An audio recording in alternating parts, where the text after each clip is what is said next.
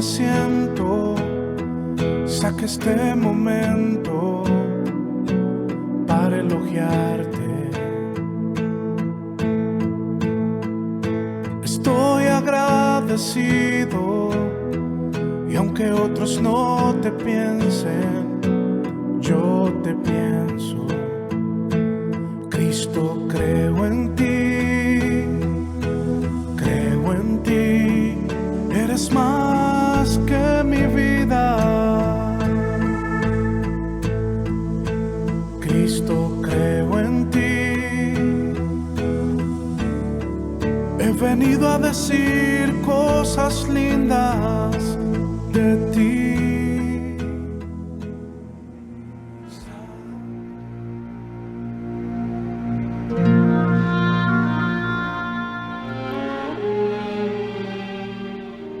A unos que confiaban en sí mismos como justos y menospreciaban a los otros, dijo esta parábola. 2 hombres subieron al templo a orar. Uno era fariseo y el otro publicano. El fariseo, puesto en pie, oraba consigo mismo de esta manera: Dios, te doy gracias, porque no soy como los otros hombres, ladrones, injustos, adúlteros, ni aun como este publicano. Ayuno 2 veces a la semana y doy diezmo de todo lo que gano. Mas el publicano, estando de lejos, no quería ni aun alzar los ojos al cielo, sino que se golpeaba el pecho diciendo: Dios, sé propicio a mí, pecador. Os digo que éste descendió a su casa justificado antes que el otro, porque cualquiera que se enaltece será humillado, y el que se humilla será enaltecido.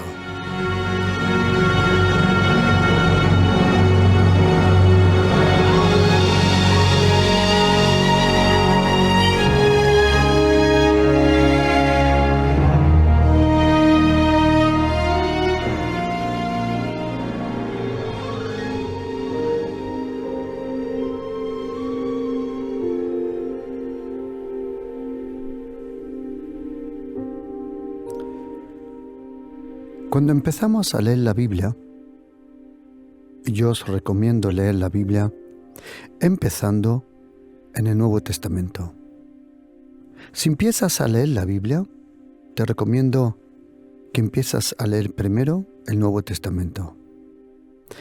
El Nuevo Testamento es la luz del Antiguo Testamento.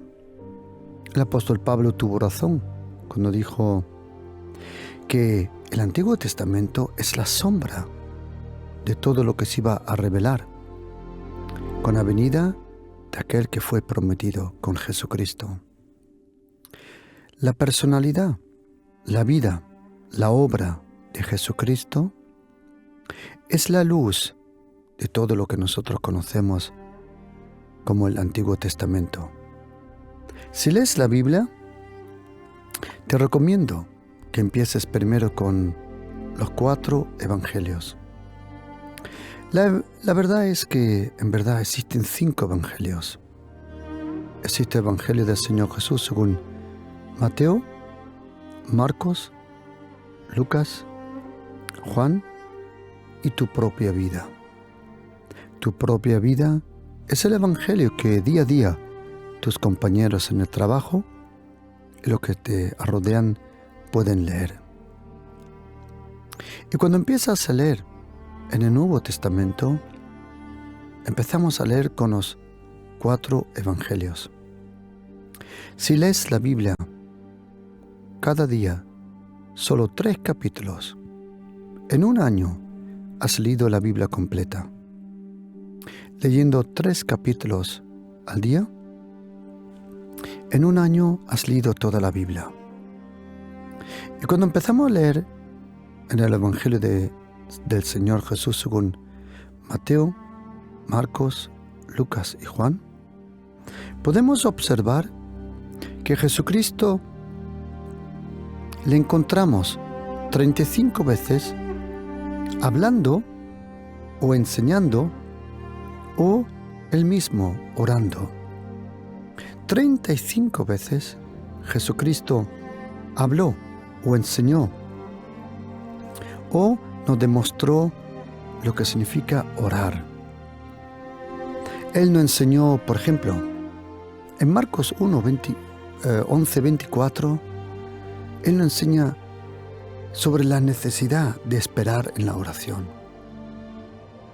En Mateo 17, versículo 21, nos enseña sobre la necesidad de vez en cuando de acompañar la oración con ayuno. En Mateo 4, en Lucas 4 nos enseña sobre las luchas que uno tiene en la oración. Mateo 6, a partir del versículo 5, nos enseña el Señor Jesucristo sobre la intimidad y la soledad en la oración. En Lucas 11, del 11 al 13, nos enseña sobre la importancia de la fe. En Mateo 7 y 7, versículo 8, nos enseña el Señor Jesucristo sobre la necesidad de la insistencia en la oración. En Lucas 18, del 1 al 8, nos enseña de la necesidad de la perseverancia en la oración.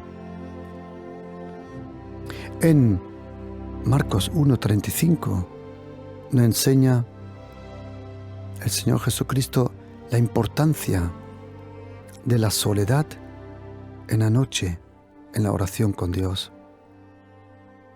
En Lucas 6:12, Jesucristo nos enseña sobre la necesidad de orar una noche completa.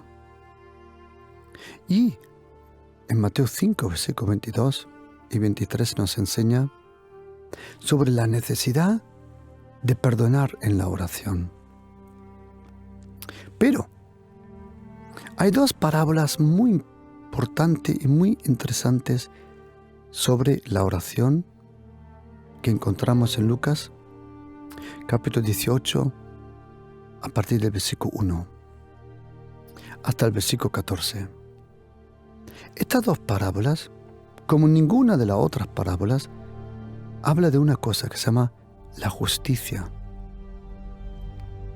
En Lucas 18, del 1 al 8, dice Jesucristo y habla y enseña sobre una viuda que reclamó justicia en la tierra, pero ella sabía que la justicia solo viene de Dios.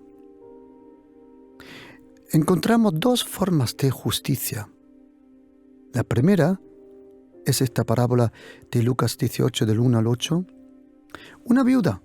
Y Jesucristo dice, también le refirió el Señor Jesús una parábola sobre la necesidad de orar siempre y no desmayar.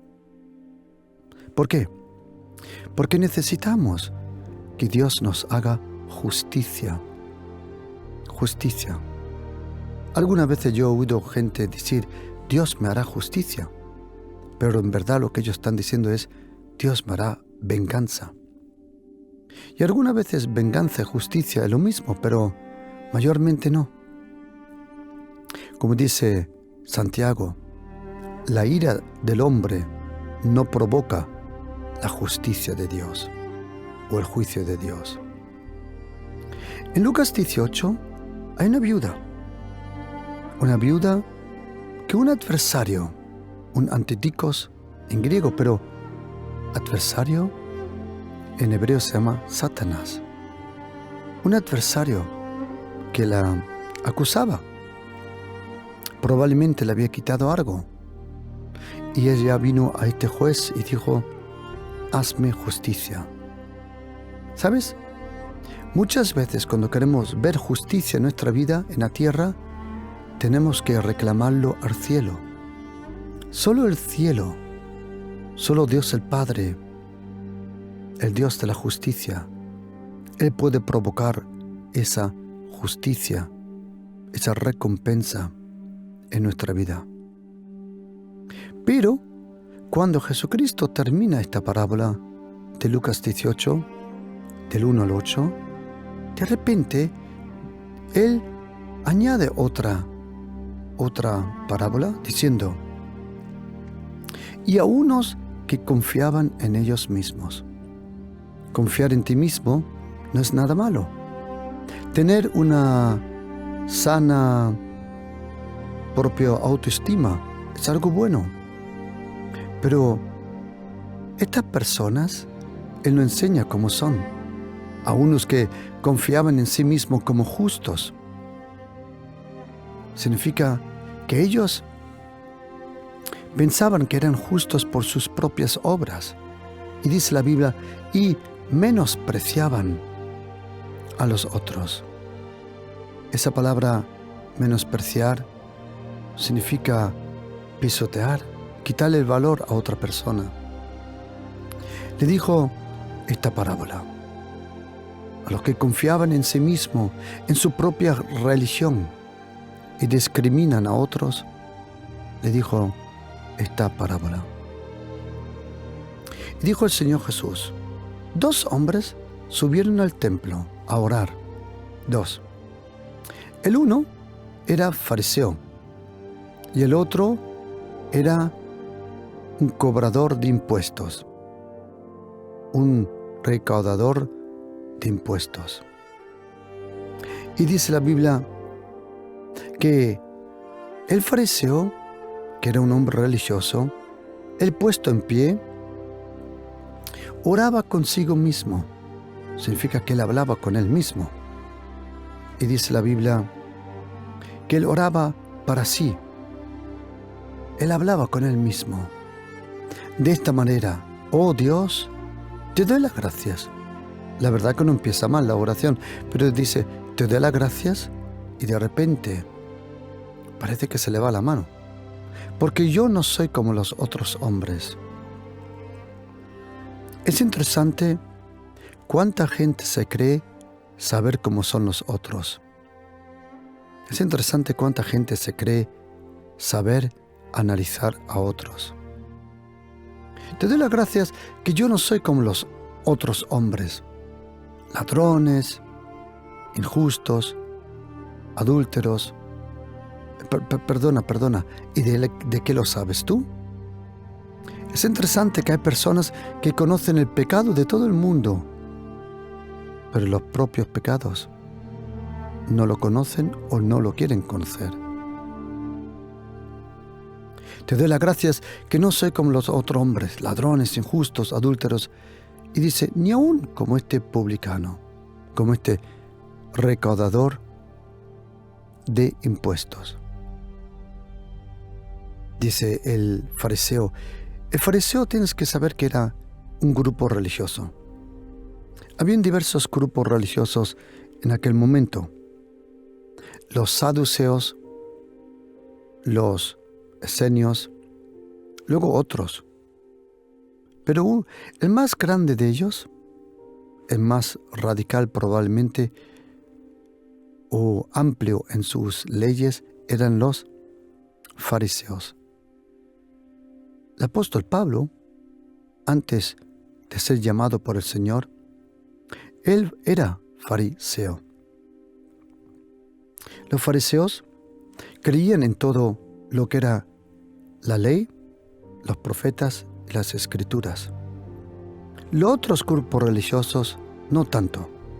Algunos creían en los 5 libros de Moisés, el Deuteronomio, el Pentateuco, mejor dicho, que eran, por ejemplo, los saduceos. Los esenios creían mucho en los profetas, menos en las escrituras y un poco en la ley de Moisés. Pero los fariseos sabían parte de lo que nosotros llamamos el Antiguo Testamento, lo sabían de memoria.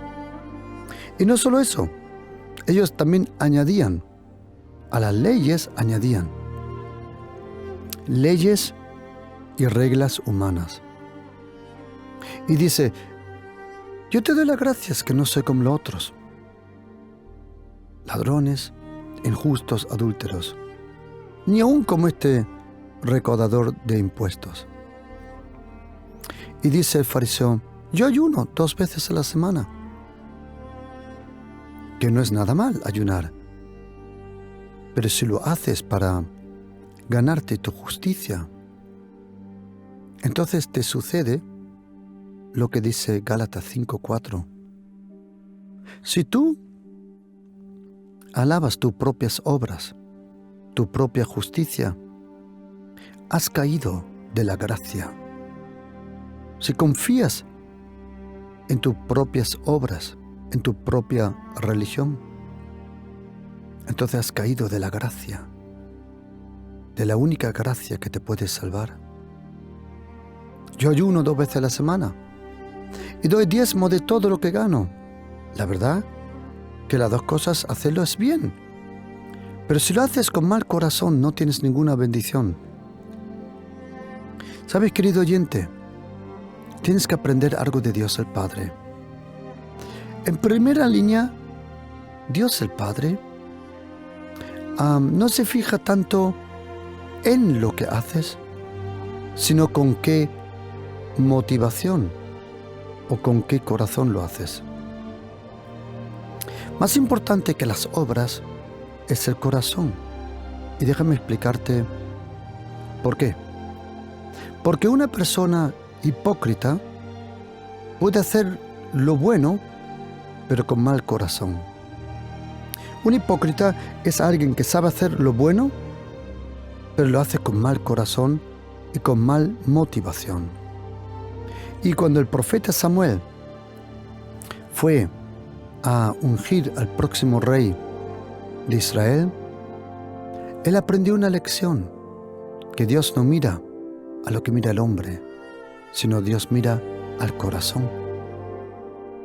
Y dice la Biblia pero que el recaudador de impuestos, el recaudador de los impuestos, el que cobraba los impuestos para los romanos, tienes que saber que esta gente era odiada.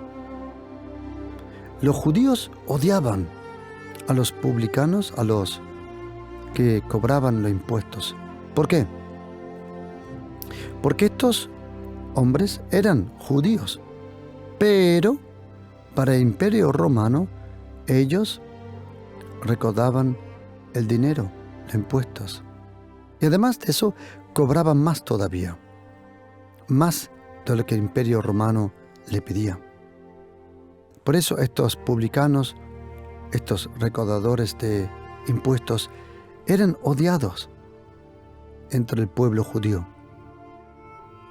Cuando dice Lucas 15, versículo 1, que se le acercaron los recaudadores de impuestos y los pecadores, y dice la Biblia que la gente murmuraba, decía, ¿por qué vuestro maestro se reúne con esa clase de personas? Dice la Biblia que el publicano, estando de lejos, no quería ni aún alzar los ojos al cielo. ¿Por qué? Porque una cosa tenemos que aprender, querido oyente. Estos 2 hombres fueron a orar, pero no te equivoques. No te equivoques. Solo uno estaba en la presencia de Dios. Y déjame explicarte a lo que voy. Dios el Padre es omnipresente. Jesucristo es omnipresente. El Espíritu Santo es omnipresente. Su gracia es omnipresente. Pero en la Biblia conocemos ese lugar, ese momento, cuando la presencia de Dios, o como muchas veces a la presencia de Dios se le llama el rostro del Señor, se manifiesta de una forma que lo podemos sentir. Dios es omnipresente, sí, pero no siempre sientes su presencia. Yo no sé si tú algún día has conocido esta sensación, que alguien viene detrás de tu espalda y tú percibes que alguien se acerca, te da la vuelta y tú percibías que alguien se estaba acercando. Semejante, tienes que imaginártelo al Señor. No lo ves porque Él es Dios y su presencia se puede percibir. Tu alma lo percibe, tu espíritu lo percibe, tu cuerpo lo percibe. Y hay un efecto en la presencia de Dios, y es este: que la presencia del único Dios vivo, solo existe un Dios. No pueden existir más dioses. De su naturaleza, solo existe un Dios: el Padre, el Hijo y el Espíritu Santo. Es un misterio y lo comprendemos por la fe. Y Dios el Padre se manifiesta con su presencia. Cuando una persona recibe el perdón de los pecados, como dice Salmo 5, versículo 7, mas yo, por la gracia de Dios, me puedo acercar a Él. Fue Jesucristo el que nos llevó a la presencia de Dios el Padre.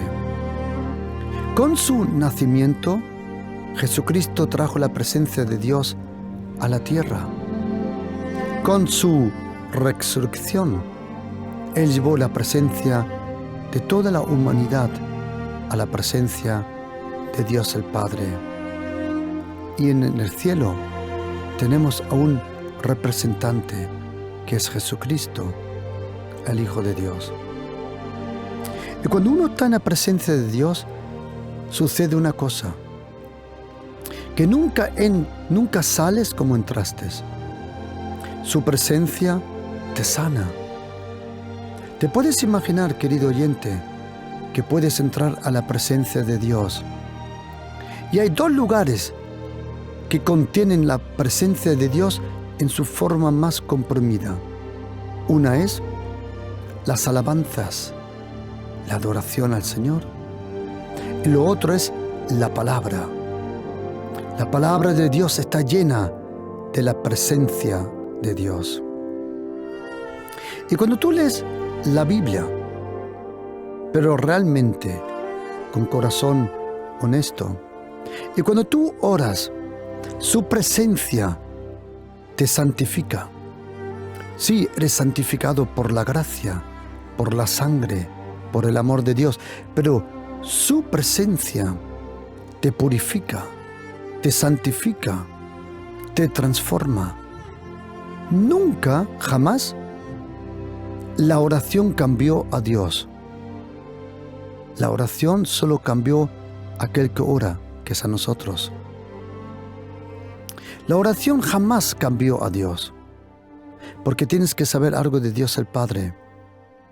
Él puede cambiar de planes, de tiempos, como dice Daniel 2:21, pero Él jamás cambia de carácter. Él puede cambiar los planes, sí, pero ¿puede cambiar de carácter? No, jamás. Y cuando viene su presencia, ¿sabes lo primero que tú percibes? Tú percibes tanta luz en su presencia que tú te das cuenta quién eres y lo que has hecho. Por esto este hombre, dice la Biblia, que estando de lejos ni quería aún alzar los ojos al cielo. ¿Por qué? Porque la presencia de Dios te convence a ti de tus pecados. ¿Sabes? Satanás te convence de los pecados de tu hermano. El Espíritu Santo te convence de los tuyos. Y dice que este hombre se golpeó al pecho. Interesante, el pecho, porque el apóstol Pablo en Efesios 6 habla que tenemos la coraza de la justicia. Y él se dio en aquel lugar donde normalmente tenía que estar protegido por la justicia. Y él dijo, en la Reina Valera dice, Dios, sé propicio a mi pecador. O en otra traducción dice, oh Dios, ten compasión de mí, porque soy un pecador. En el lenguaje griego lo dice de una forma más directa. Él dice, Dios, a mí, el único pecador, que seas propicio. O como dice, que tengas misericordia de mí. Y dice la Biblia que Jesucristo dijo, os digo que éste descendió a su casa justificado. Y esto es interesante, ¿por qué? Porque en Lucas 18, la parábola anterior, la viuda quería justicia en la tierra, pero éste había recibido justicia del cielo. Y tienes que saber una cosa, que la justicia es tan importante en nuestra vida. ¿Por qué? Porque la justicia es la naturaleza, es el acceso, es la relación que Dios restaura en tu vida. La justicia de Dios, como dice la Biblia en Romanos 3:24, justificados por la fe, justificados por la gracia, dice. Y Romanos 5:1 dice, justificados por la fe, tenemos paz con Dios. La justicia es tan importante que Jesucristo dijo en Mateo 6:33, buscad primero el reino de Dios y su justicia. Es interesante que no dijo buscad su santidad, sino buscad su justicia. ¿Por qué? La justicia de Dios es tan importante que cuando Jesucristo murió en la cruz, dice segunda carta de Corintios 5, versículo 21, dice que aquel que no conoció pecado, pecado fue hecho por nosotros, para que nosotros ¿qué? Recibiésemos la justicia, no, sino para que nosotros nos convertimos en la justicia. La justicia es la naturaleza que Dios comparte contigo. Es el acceso que Él te permite tener para que tengas acceso a las promesas de Dios. La justicia es la inmunidad judicial, celestial, contra todas las acusaciones del diablo. Déjame explicarte lo que es la justicia, para que tengas una idea. La justicia de Dios, como dice Romanos capítulo 8, versículo 33, dice, ¿quién es el que acusa? ¿Quién es el que acusa? Dios es el que justifica. ¿Y quién te puede condenar si Dios te perdonó todo? La justicia te transmite una inmunidad judicial. Déjame explicártelo. La Biblia le llama a Satanás el acusador de los hermanos. Él acusa, Él nos acusa. En el libro de Job podemos aprender una lección. Que Satanás, él pensó que quitándole todo a Job iba a dar la espalda a Dios. Pero el diablo no se dio una cosa cuenta. Él le quitó las ovejas, el ganado, la familia, la casa, y parte de la salud se la quitó, pensando que todo eso era lo que tenía Job. Lo que no sabía era que Job, todo lo que tenía era Dios, y eso no se lo pudo quitar. Y él acusa a las personas. ¿Por qué? Porque así él puede frenarte. Y tienes que saber una cosa, querido cristiano. Y déjame hablarte. Ya te puedes nombrar católico tú mismo, ortodoxo, adventista, pentecostal, lo que sea. ¿Sabes? Tú y yo creemos en Jesucristo. Y Él nos regaló su justicia, la justicia de Dios. ¿Qué fue lo que recibió Abraham cuando le creyó a Dios? Le fue contado por justicia. Esa justicia te hace posible vivir en esta tierra. Si no fuera por esa justicia, los demonios te hacen pedazos. La justicia de Dios te transmite cierta inmunidad judicial. ¿Sabes qué es interesante? Que la Biblia nos dice que somos embajadores del reino. Déjame explicarte algo. En Alemania hubo una discusión en el año 2021 sobre los embajadores, mejor dicho, en Berlín. Hubo un caso muy fuerte y por eso discutieron el estatus de los embajadores en Alemania, especialmente en Berlín. ¿Por qué? Porque cuando uno es embajador o miembro de la embajada de una nación, entonces tiene un privilegio que se llama la inmunidad. Significa que si tú trabajas, por ejemplo, en la embajada de España y estás en Roma, en Italia, o en Bélgica, en Bruselas, y tú aparcas tu coche mal, ningún policía puede venir y tocar ese coche, porque ese coche le pertenece al reino, a la nación de España. Es untouchable, intocable. Los coches diplomáticos normalmente llevan una matrícula con un color.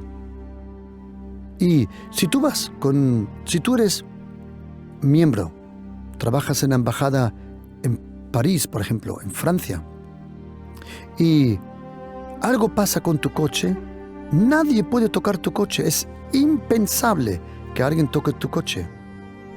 O cuando vas de viaje y tú pasas por el lugar donde pasan los diplomatas, el cuerpo diplomático, tú enseñas tu pasaporte diplomático y nadie puede abrir tu maleta. Nadie, es impensable. En Alemania, en el año 2021, hubo un escándalo, vamos a llamarlo así o como le llames. ¿Por qué? En Berlín, las embajadas de los Estados Unidos, Grecia, Saudi Arabia y otras embajadas, gracias a Dios la embajada española se comportó muy bien, no aparece en esa lista. Los miembros de las embajadas de diferentes naciones en Berlín, ¿sabes cuántos delitos de tráfico fuerte, no leve, fuerte hicieron? En un año, 9.973 delitos. Pero ni uno de ellos tuvo que pagar un céntimo. Y el caso que levantó la discusión fue que un coche de un miembro de la embajada de Saudi Arabia aparcó en un lugar donde solo era para bicicletas, en Berlín. Aparcó el coche donde era absolutamente, en Alemania se dice absolutes Halteverbot, que es parar completamente prohibido. ¿Y qué hizo? Como era diplomático, aparcó ahí donde no podía aparcar, abrió la puerta del coche y uno que iba con la bicicleta pegó contra la puerta y murió. ¿Y sabe lo que pasó? No le pudieron hacer nada a este hombre de la embajada de Saudi Arabia. ¿Por qué? Porque él tiene algo que es inmunidad judicial. Esa inmunidad judicial se llama justicia. Significa que las acusaciones de Satanás no te alcanzan.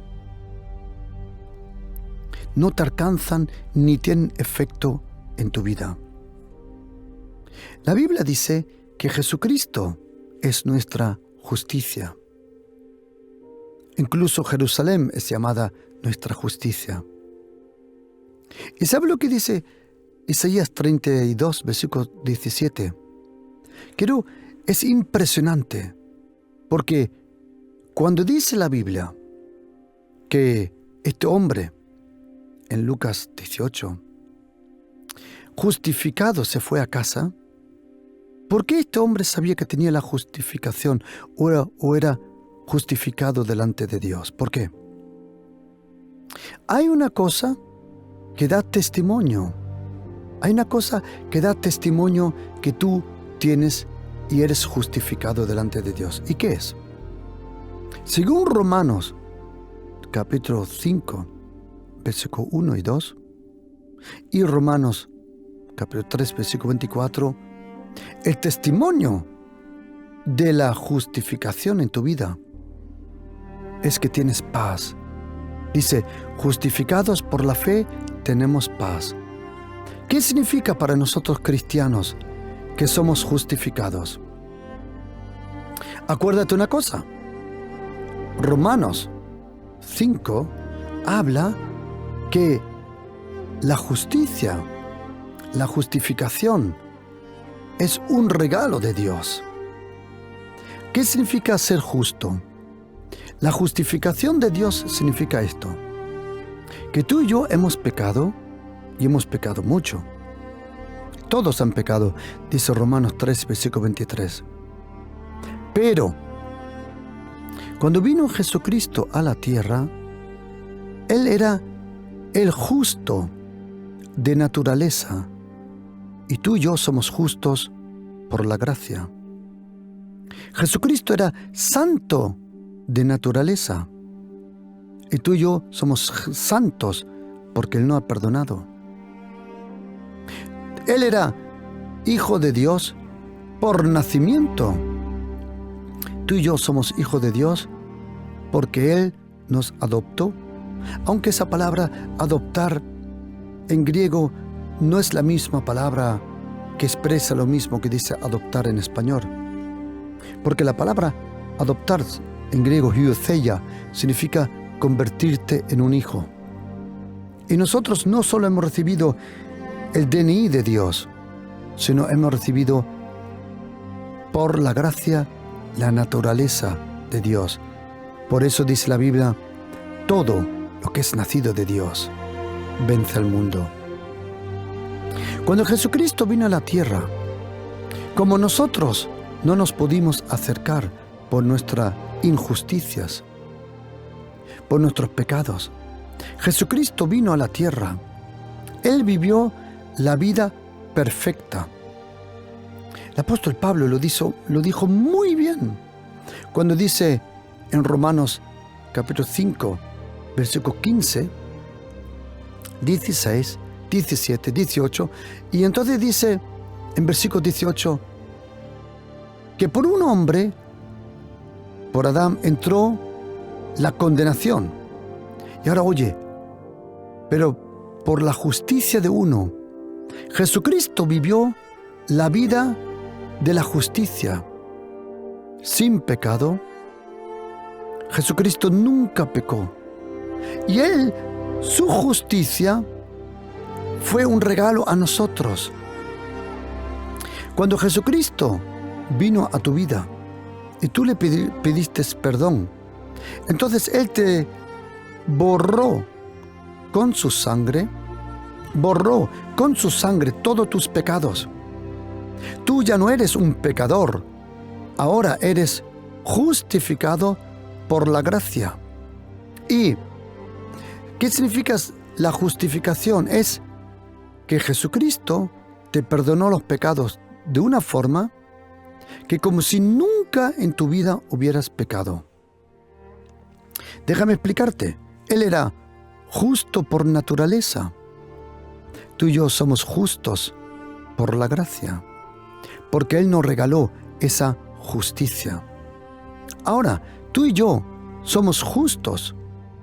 Y ahora tú y yo podemos leer los proverbios cuando dice que el justo se bendice a sí mismo, que el justo es bendecido, que el justo es protegido, que el justo hasta sus hijos nunca van a tener hambre. ¿De qué justicia habla?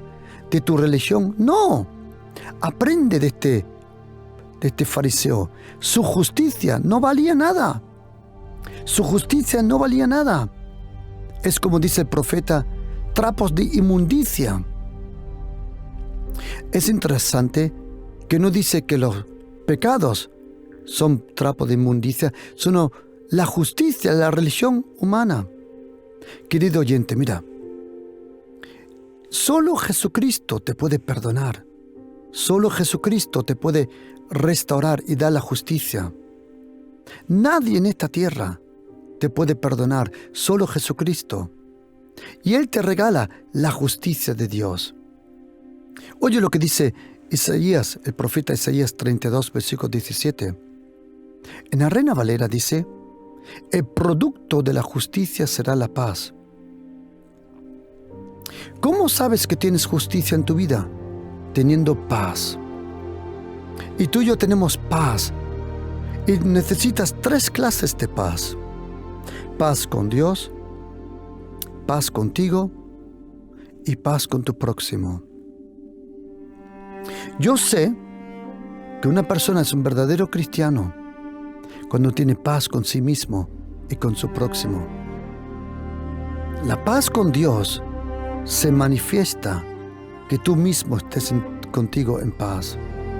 Pero oye lo que dice Isaías 32, 17. Es increíble, queridos, es impresionante. El efecto de la justicia será la paz. Y tranquilidad y seguridad perpetua serán su fruto. ¿Sabes, querido oyente? Mira, yo sé que hay mucha gente linda, religiosa, pero lindas personas. Yo conozco ortodoxos. O esta mañana me visitó un católico. Y ayer me llamó otra señora católica. Conozco adventistas, conozco bautistas, pentecostales, carismáticos y de muchas denominaciones. Y conozco el corazón lindo y honesto de muchos que de verdad quieren vivir con Dios de todo corazón. Pero lo intentan de hacer de una forma humana. ¿Cómo? Intentan de ganarse lo que no se puede ganar. Intentan de ganarse la justicia, el perdón o el ser aceptado delante de Dios. Y sabes, querido oyente, no importa cuántas velas, cuántas misas, cuántos cultos, cuántas ofrendas, todo eso no te va a traer paz. Y tampoco la justicia. Si tú quieres ser salvo, si quieres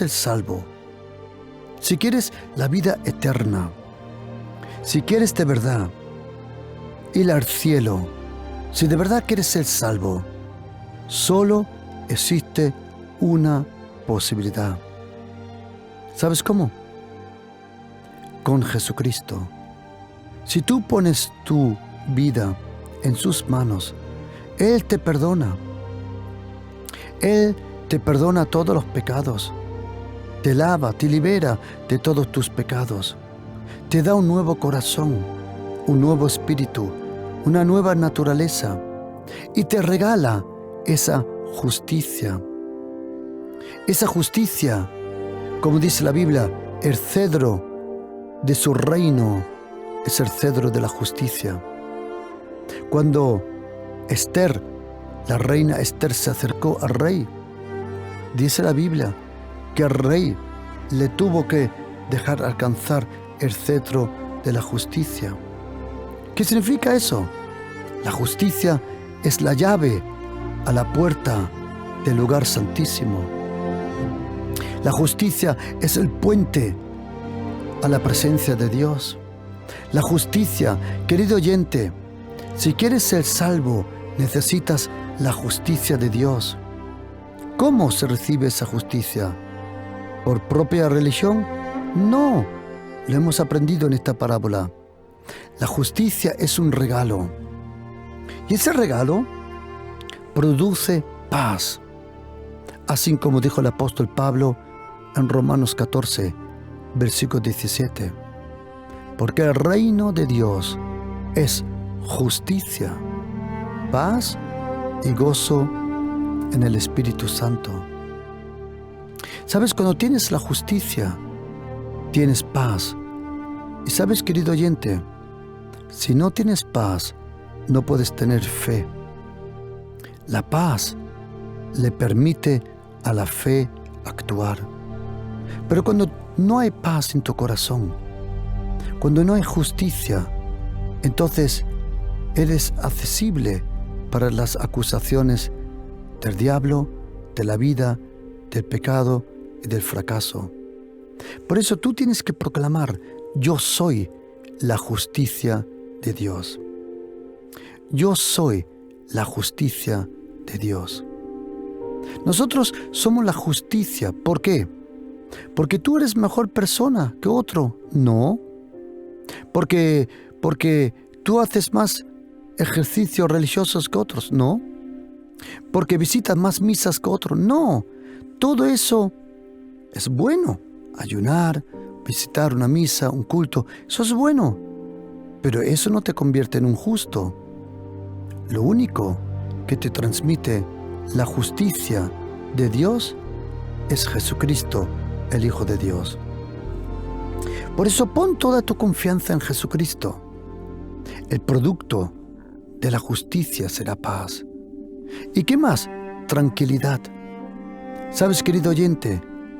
No sé en qué situación estás. No sé qué obstáculo ha venido a tu vida. No sé de qué forma ha venido la presión a tu vida. Pero este versículo te dice: tranquilo, hijo, tranquilo, tranquilo. Tranquilidad y seguridad son el fruto de la justicia. La justicia que viene como un regalo. Dios no vende la justicia, solo la regala. ¿A quién?